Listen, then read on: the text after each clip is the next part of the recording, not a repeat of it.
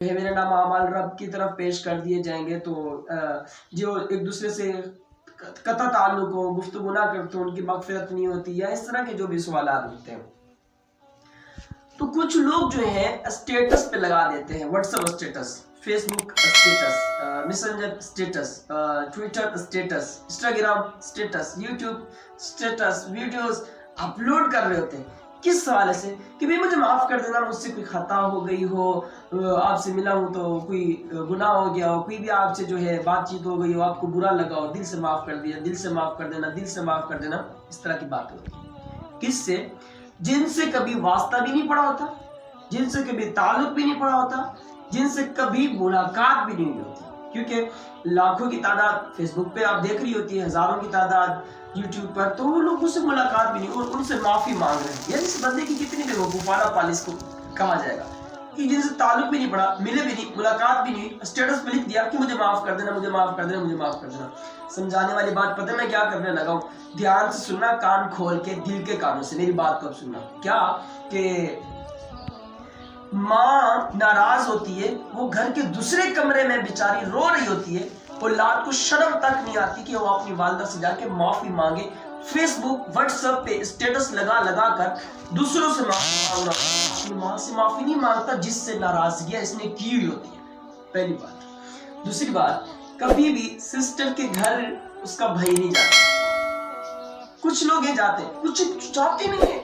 اب سسٹر دوسرے گھر میں ہوتی ہے کہیں اور، دیکھیں ہم سسٹر سے ناراض ہوتے ہیں، سسٹر ہم سے ناراض ہوتی ہے، ہم اپنی بہن کو نہیں منا رہے ہوتے، معذرت کے ساتھ اسٹیٹس لگا دیتے ہیں معاف کر دینا، لیکن ہم نے اپنی بہن سے کبھی معافی نہیں مانگی، والدہ سے معافی نہیں مانگی۔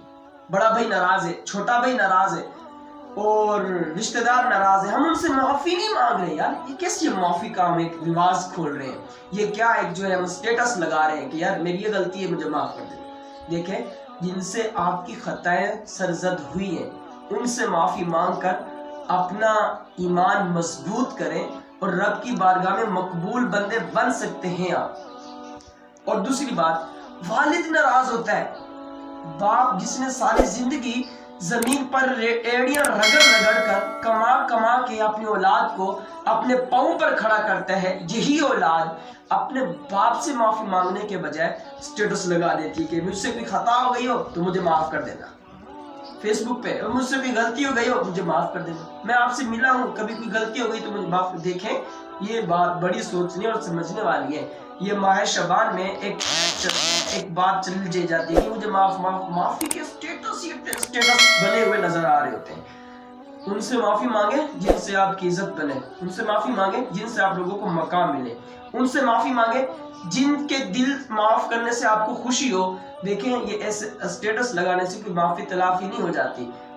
والدہ سے معافی مانگے، والد سے معافی مانگے، اپنے بڑے بھائی سے معافی مانگے، اپنے چھوٹے بھائی سے معافی مانگے، اپنی بہن سے معافی مانگے، اپنی پوری فیملی سے معافی مانگے، رشتہ داروں میں کہیں قطع تعلق ہے، رشتہ داروں سے معافی مانگے، آپس میں جوڑ کے رکھیں، تعلق مضبوط رکھیں، پختہ رکھیں، آپ کو کوئی نہیں اکھاڑ پائے گا، آپ کو کوئی نہیں بگاڑ پائے گا۔ میں یقین کے ساتھ کہہ سکتا ہوں جب آپس میں ایک دوسرے سے معافیاں تلافیاں کریں گے، آپ کی زندگی سنور جائے گی، آپ کو خوشیاں ملیں گی۔ تو میں دعا کرتا ہوں کہ اللہ تبارک و تعالی مجھے بھی جن سے بھی حق تلافیاں ہوئی ہے، جن سے بھی غلطیاں ہو گئی ہیں، میں بھی ان سے معافی مانگوں گا، اور میں خود ان سے جا کر معافی مانگوں گا۔